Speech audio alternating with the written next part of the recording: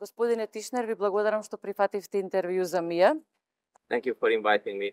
We regularly do market visits and across our sector, meeting with airport management, ministries, authorities, and of course we are also meeting on crew, flight crew, and cabin crew at the bases.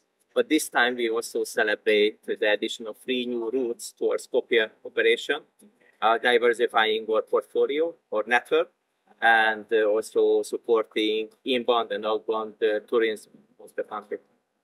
Објавен е нов повик за доделување субвенции за нови авиолинии.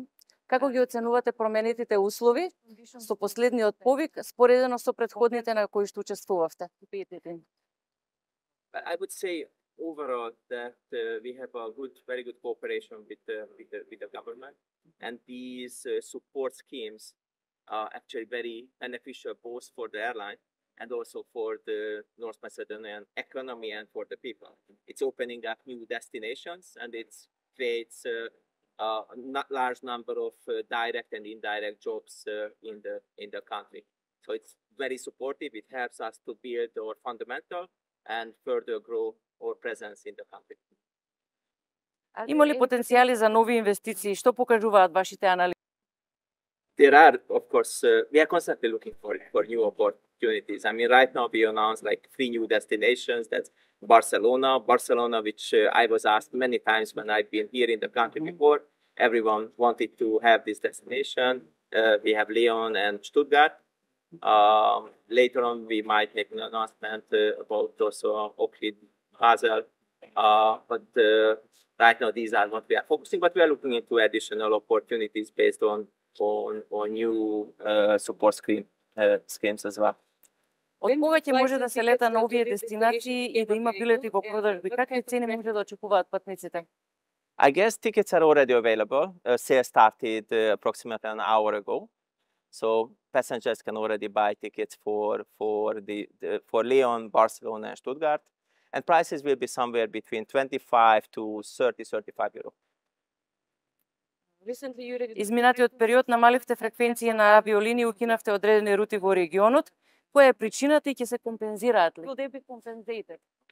So as many other airlines, we were impacted by a major supply chain issues, particularly regarding our GTF engines.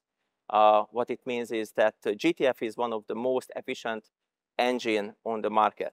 However, due to some manufacturing problems, many of these engines had to be recalled for inspection. And because of that, we had to park some part of our fleet. Because of parking of those aircraft, we had to cut some of our capacity.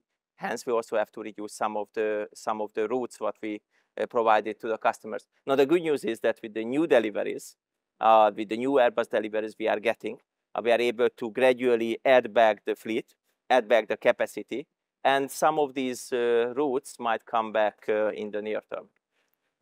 Може ли патниците и натаму да сметаат на ефтини летови и кои се најголемите предизвици за цените на билетите од нискобуџетните компании? Passengers should absolutely count on low fares. We believe in low fares. Actually, that's the whole business case was built on offering affordable travel options to our passengers. Now, airlines are facing increasing costs due to inflationary pressure and also environmental regulation burdens. But I think there are 2 ways to approach it. One is that you take all these additional costs and you price up and you charge it to the passengers. Now, this is not the way how we want to do business. What we do, we have the best fleet, the youngest fleet with the least carbon footprint in Europe. We also have high operational efficiency. And with that, we are able to absorb many of these additional costs and still able to offer low fares to our customers. So we try to absorb many of these additional costs in order to keep the low fares and stimulate demand. На релацијата Скопје-Париз добивате конкуренција од крајот на март. Yes, by one of our competitors. Look, in our network, we compete with many legacy and low-cost carriers. We are used to it. Actually, we like competition. It makes our airline tougher and better. Said that, we have better cost base. We know the market better. We are building, we have a commitment to the North Macedonian market, and we are market leader here. So I've got no doubt that we have a better position to compete on this route versus our competitor. Кои се вашите сугестии за поголем број патници од нашите аеродроми и како ги оценувате нашите капацитети од аспект на регулатива и кадар? First of all, it's worth to mention we have a very good relationship with the airport management. It's a long-lasting cooperation between Skopje Airport and Vizer. We like this airport. We are very satisfied with the performance. It has certain limitations regarding the infrastructure of the airport. As you know, there are limitations of departures per hour. However, the airport is already investing into some new equipment, particularly on the security side. The scanners are old, and there are only two lines, but they are investing into new scanners. Those will be hopefully in place already in next summer. Some might be even earlier, increasing the capacity. With that, I assume we will be able to further increase our capacity. There are also some other long-term developments, which of course will need to get into completion.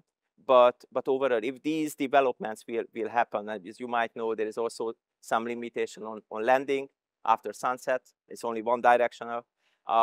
There is also, Skopje tend to be quite foggy in winter.